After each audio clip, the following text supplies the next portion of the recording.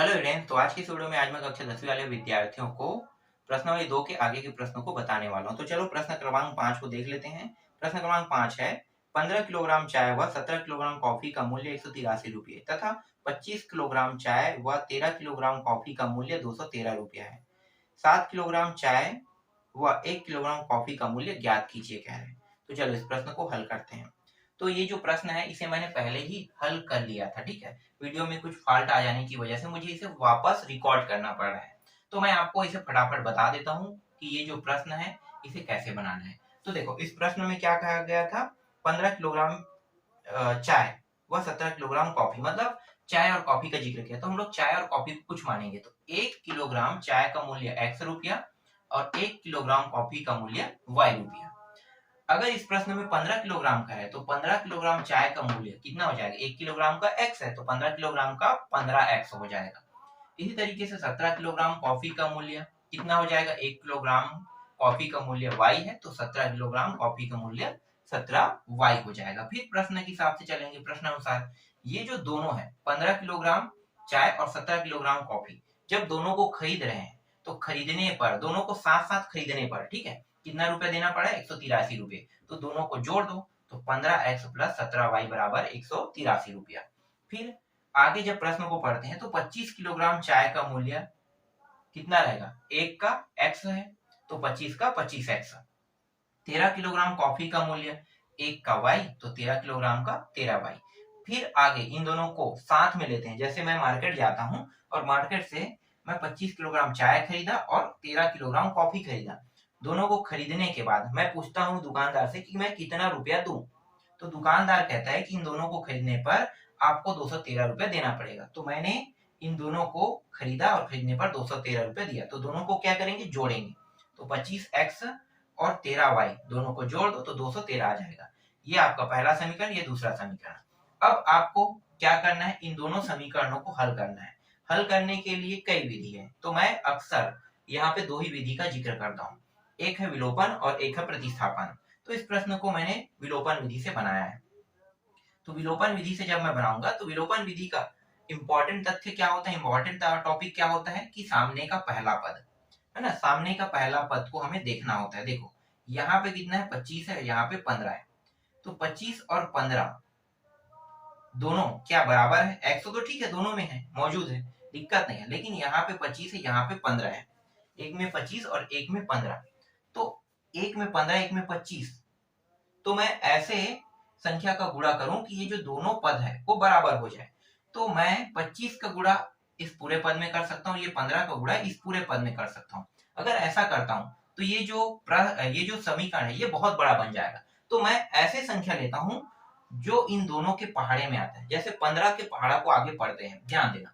15 के पहाड़ा, 15 एकम 15 दूनी 30, 15 तिया 45, 15 चौक 60 और 15 पंचे कितना होता है, 75। ठीक है, 75 आ रहा है यहाँ पे। 25 का पहाड़ा पढ़ो, 25 दूनी 50 और 25 दिया 75। देखो दोनों में 75 आ रहा है। तो 25 के पहाड़ा को कितने बार पढ़ सकते हैं, 3 बार। और 15 के पहाड़ा को कितने बार पढ़ सकते हैं, 5 बार। ऐसा कर सकते हैं, बिल्कुल कर सकते हैं, क्योंकि हमें ये पहला पद बराबर चाहिए दोनों का। अगर मैं यहाँ पे 25 का गुणा पूरा करता हूँ तो ये बहुत बड़ा बड़ा उत्तर देगा, बहुत बड़ा बड़ा मतलब मान देगा, समझो, उत्तर नहीं मान देगा। और यहाँ भी अगर ऐसा करते हैं तो ये भी बहुत बड़ा बड़ा मान देगा, क्योंकि देखो ना 183 दिया है, 183 को 25 से गुणा करोगे तो 4-5 अंक में आएगा उत्तर, है ना, मतलब उत्तर नहीं मान। और इसी तरीके से यहाँ भी 213 को करेंगे तो 15 से करेंगे 30 का भी 4 से 5 अंक में आएगा। मतलब हल करने के टाइम बहुत मतलब दिक्कत होगा। तो इसलिए दोनों के पहाड़े में आने वाले को हम लोग ले लेते हैं। तो 15 के पहाड़ा अगर मैं 5 बार पढ़ता हूँ तो 25 आता है, और 25 बोले 75 आता है। और 25 के पहाड़ा को 3 बार पढ़ता हूँ तो 75 आता है। तो क्या करेंगे, समीकरण जो एक है इसमें 5 का गुणा कर देते हैं। ठीक है, समीकरण 1 में पूरे पद में 5 का गुणा और समीकरण 2 के पूरे पद में 3 का गुणा कर देते हैं। तो समीकरण 1 में 5 का गुणा तथा 3 में समीकरण 2 में 3 का गुणा करके घटाने पर घटा देते हैं। तो देखो जब मैं गुणा करूंगा कितने का, 5 का, तो 25 या 75 और 17 पंचे कितना हो जाएगा, 85 आ गया। फिर यहाँ भी 5 का गुणा होगा 183 के साथ तो 915 आएगा। फिर दूसरा समीकरण में 3 का गुणा करें क्योंकि ये 3 बार में आ रहा है, तो 3 बार में आ रहा है तो ये हो जाएगा 25 तिया 75, फिर 13 तिया 39 और 213 तिया 629 हो गया। अब इसे घटा देते हैं। देखो दोनों सामने के मान दोनों बराबर है ना, बराबर है तो आपको पता है घटाने पर क्या हो, देखो इसमें भी प्लस, इसमें भी प्लस, इसमें भी प्लस, तो नीचे वाला जो ऊपर वाला जो चिन्ह है जब घटाएंगे तो ये क्या हो जाएगा, सभी के सभी माइनस हो जाएगा, माइनस माइनस माइनस हो गया, तो ये प्लस माइनस होने के कारण 0 आ गया। ये प्लस है, ये माइनस से घटाएंगे तो 46 वाई प्राप्त होगा, और इन दोनों को घटाएंगे, एक प्लस है एक माइनस से घटाएंगे तो 276। तो वाई के साथ ये जो 46 है ये गुणा के फॉर्म में है, तो गुणा के फॉर्म में है तो क्या करेंगे, इस वाई इस 46 को उस साइड ले जाएंगे तो 276 को ये भाग करेगा। तो मुझे इतना बड़ा पहाड़ा तो नहीं आता है कि मैं 46 का पहाड़ा पढ़ सकूं, तो मैंने क्या किया, इसे पहले 2 से कटा दिया। ठीक है, 46 को जब उस पार करेंगे तो ये भाग करेगा इसको, तो ये 2 का पहाड़ा पढ़ा, तो 2 दूनी और 2 तिया मतलब 23 बार में। ठीक है, 23 आया। इसी तरीके से 276 करेंगे तो 2 एक काम 2 तिया 2 अट्ठे हमें प्राप्त हो रहा है। ठीक, अब 23 का पहाड़ा पढ़ते हैं तो 23 छक्के कितना हो गया, 23 छक्के 138, तो y का मान कितना प्राप्त हुआ, 6 प्राप्त हो गया। ठीक है, आसानी से y का मान निकल गया। अब इस y के मान को कहां पे रखेंगे, तो हमारे पास दो ऑप्शन है, समीकरण 1 समीकरण 2, इन दोनों में से किसी में भी रख लो, आसानी से x का मान आ जाएगा। तो मैंने रखा समीकरण 1 में। समीकरण 1 है 15x प्लस 17y बराबर 183।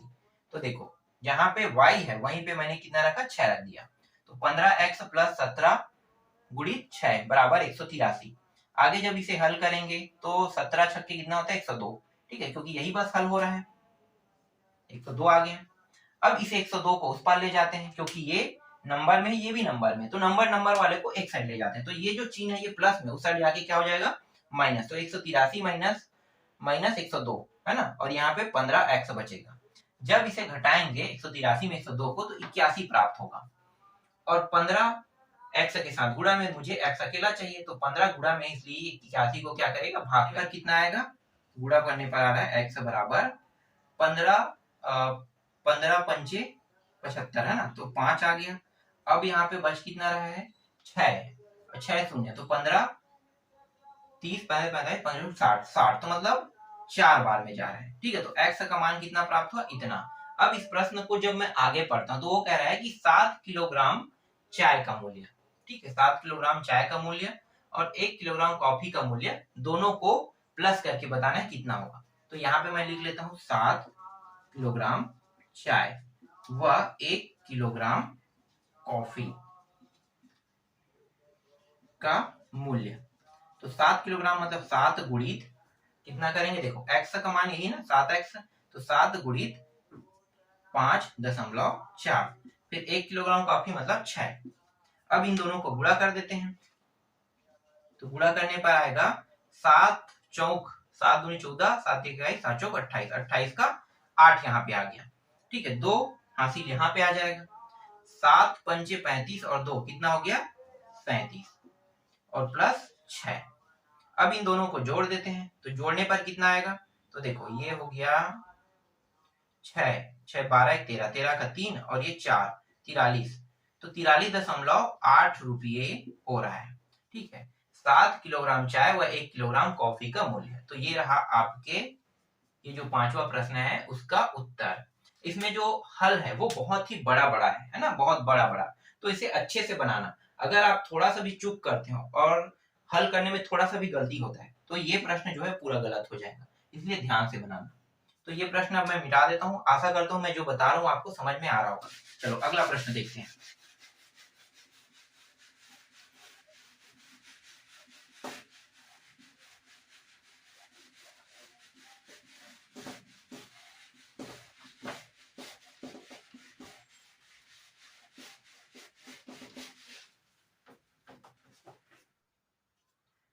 चलो अब अगला प्रश्न देखो, 6वां प्रश्न। एक व्यक्ति के पास कुछ कबूतर व कुछ गाय हैं, जिनकी आंखों की कुल संख्या 120 तथा पैरों की कुल संख्या 180।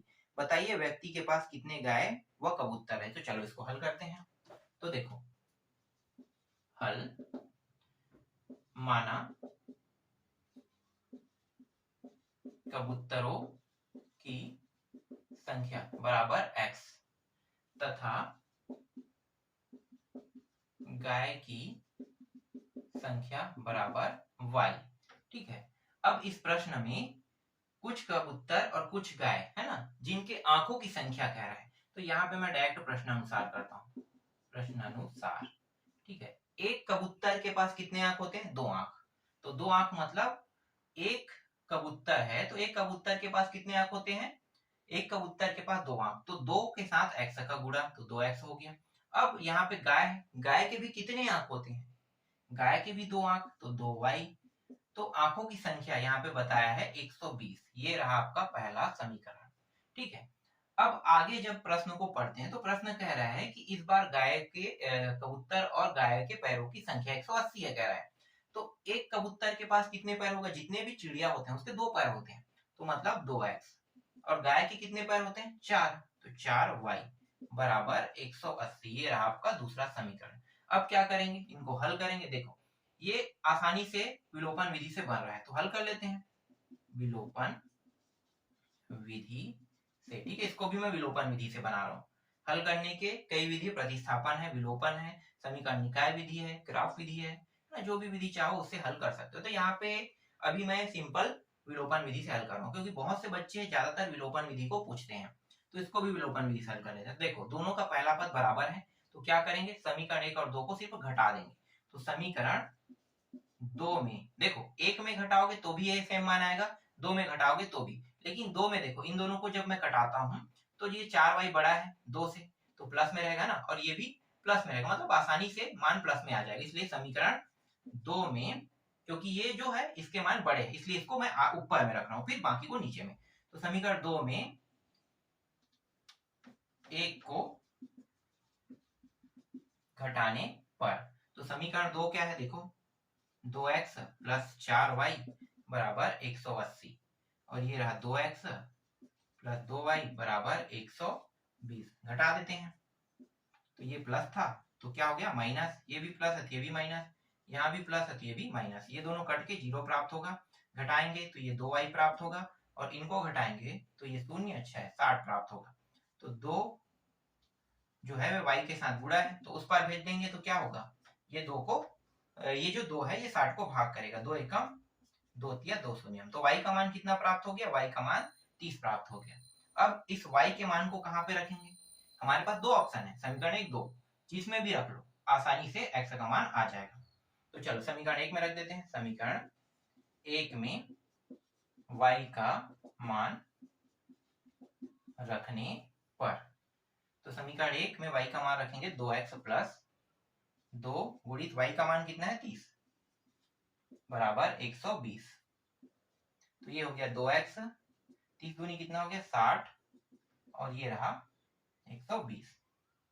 इस 60 को उस पार ले जाते हैं तो यहाँ पे क्या बचेगा? 2x बचेगा 120, और ये उस साइड जाके क्या हो जाएगा? माइनस 60, यहाँ पे 2x।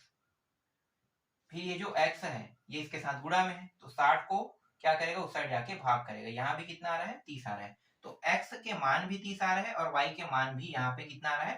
30 आ रहा है। ठीक है, तो यहाँ पे कबूतरों की संख्या 30 है, और गायों की संख्या भी 30 है। यही पूछा है ना प्रश्न में? क्या पूछा था? कबूतर व गायों की संख्या ही पूछा है ना। देख लेते हैं। बताइए कि बताइए व्यक्ति के पास कितने गाय और कबूतर है? तो 30 गाय और 30 कबूतर है।